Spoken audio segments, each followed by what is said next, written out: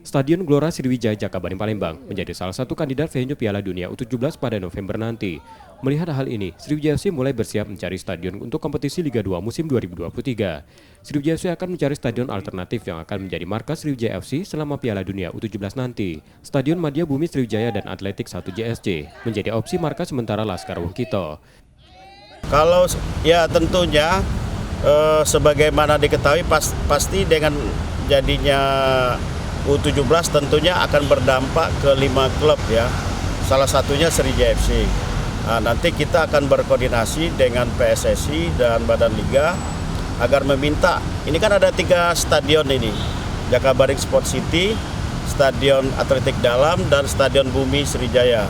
Nah, kita minta alternatif yang bisa kita bertanding di mana?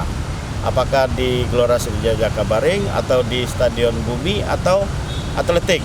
Jadi kita punya 3 pilihan stadion di Palembang ini. Tentunya kita harapkan dari PSSI memberi solusi yang terbaik agar tim Sriwijaya FC ini tidak bermain di luar Sumsel. Sebelumnya Sriwijaya FC sudah lama tidak menggunakan stadion GSJ karena direnovasi. Nur Muhammad, Kompas TV, Palembang, Sumatera Selatan.